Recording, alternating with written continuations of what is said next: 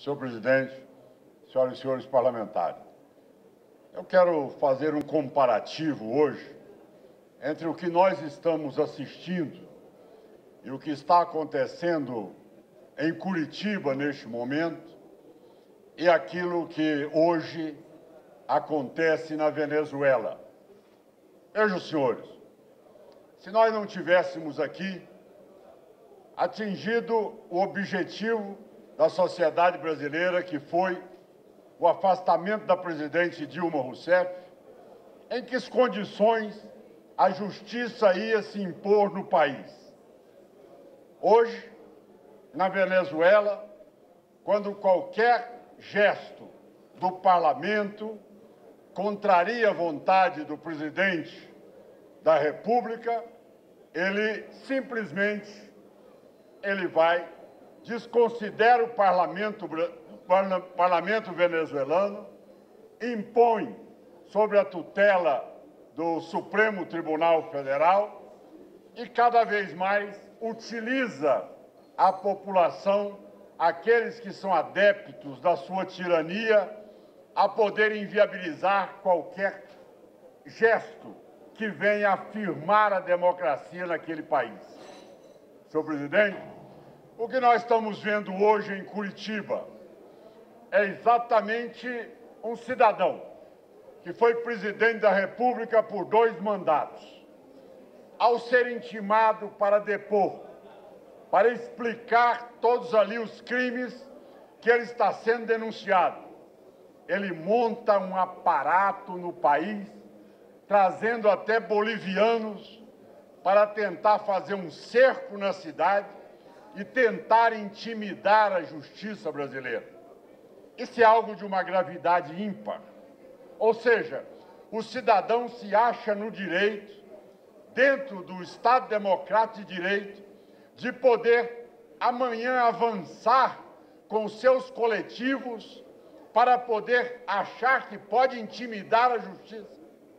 poder achar que pode amanhã sobrepor uma decisão judicial no país.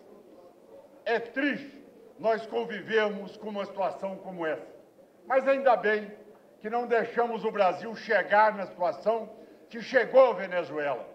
Tanto é que amanhã eu quero convidar os nobres pares para que possam, às 9 horas da manhã, na presidência do Senado Federal, receber a senhora Lilian Tintori, que é a esposa de Leopoldo Lopes, que está preso até hoje pela tirania e a truculência do governo Maduro naquele país, onde ele, neste momento, não tendo condições de sustentar o seu governo, ele distribuiu 500 mil fuzis aos chamados coletivos, aqueles que estão ali para formar as milícias de um governo. Vejam, senhores, o que nós ouvimos na rede social, o que nós assistimos nos últimos dias, eram pessoas ligadas às centrais sindicais, estimulando, vociferando, ameaçando e dizendo que iria para Curitiba para um processo de enfrentamento com a justiça brasileira. É uma situação inadmissível. O cidadão tem o direito, sim, de poder protestar, mas ele não tem o direito de poder insurgir contra uma decisão que foi com o objetivo de dar oportunidade para que o ex-presidente Lula pudesse explicar o que ele fez no exercício da presidência da República, beneficiando-se da máquina do governo federal para enriquecer-se e enriquecer a sua família e, ao mesmo tempo, fazer um projeto de poder para tentar alterar, para tentar influenciar todas as eleições na América Latina. Nós estamos aí com todas as denúncias formuladas, sejam de maqueteiros, sejam de órgãos do governo PT, demonstrando que todas as estatais, como Petrobras, aos fundos de pensão, aos aposentados que também foram assaltados, todos eles foram exatamente usados com um único sentido, que é o sentido de poder dar ao governo brasileiro, na época do PT, a condição de tentar criar uma uniformidade na América Latina e tentar ser aqui o grande financiador e orquestrador dessa tese do Foro de São Paulo. Como tal, senhor presidente, eu venho trazer não só o apoio à justiça brasileira, as decisões firmes de toda a Operação Lava Jato, como também da sua força-tarefa, representada na figura do juiz Sérgio Moro, e dizer que a justiça brasileira, como o Congresso Nacional, não vai se curvar a essas ameaças e muito menos a gestos que possam dizer que amanhã eles estejam acima da lei ou desconsiderando o cumprimento da lei. Eu encerro, senhor presidente, dizendo que nós temos certeza absoluta que todos nós temos a obrigação de responder pelos nossos atos. E nós hoje somos funcionários públicos. Nós hoje representamos a sociedade brasileira no Parlamento Alto, do Congresso Nacional aqui, no Senado Federal. Nós temos que responder, sim, a todas as intimações ou perguntas que sejam formuladas. Ao ocuparmos um cargo público, nós não estamos aqui acobertados por imunidades, que nós sejamos aí acima da legislação ou das decisões judiciais. Então, senhor presidente, eu quero não só parabenizar a ação da justiça brasileira, mas também na Operação Lava Jato, que acredito que nas eleições de 2018 nós teremos um outro contexto, aquele que sabe e o eleitor tem a consciência de que se votar ou optar por aquele que acha que vai ganhar a eleição usando máquina de governo,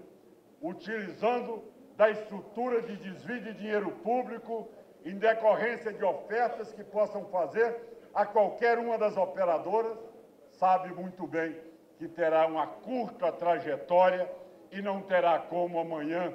continuar isto que infelizmente deteriorou nesses últimos 13 anos do governo do PT. Aquilo que nós assistimos no país foi um grande desserviço à nação. Ainda bem que interrompemos antes de chegarmos à condição que hoje vive a Venezuela. Isto aqui, esta casa teve a coragem de fazer com apoio popular. E nós, que tivemos a oportunidade de ter estado lá e vimos a maneira truculenta como uma comissão especial do Senado Federal, oficial do Senado Federal, foi recebida naquele país. Por isso, eu encerro, senhor presidente, dizendo que a esperança sinaliza fortemente, não só para que haja punições claras em todos aqueles que utilizaram a máquina do governo para benefício próprio, como também para as eleições de 2018, como um novo sinalizador de como nós teremos aí uma próxima eleição. Pelo mérito, pela competência, pelo carisma, pela credibilidade, podendo amanhã chegar ao governo dos estados, às assembleias legislativas, à Câmara dos Deputados, ao Senado Federal e à Presidência da República. Nós esperamos, sim, com que o próximo presidente da República tenha altivez e saiba se comportar de acordo com a liturgia do cargo, que saiba entender o momento que é o regime presidencialista exige de um candidato a presidente: transparência, lealdade, bons exemplos e competência e capacidade para poder montar um governo,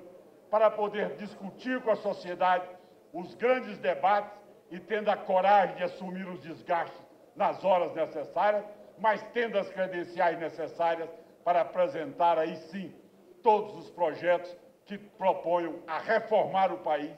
a dar a perspectiva para o Brasil hoje, que carece de oportunidade de emprego, de uma educação de qualidade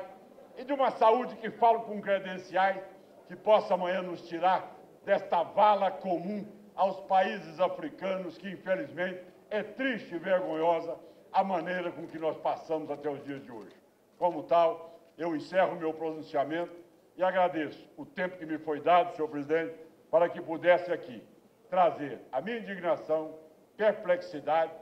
diante daquilo que nós estamos vendo hoje e assistindo, a tentativa de cercear, de ameaçar, de tentar cercear o direito da justiça brasileira. Mas o resultado foi exatamente de mostrar que a justiça não cede e que a justiça brasileira não se acovarda diante a esses militantes que acham que podem mais do que a lei e que estão acima da legislação brasileira. Muito obrigado, senhor presidente. Era o que tinha a dizer.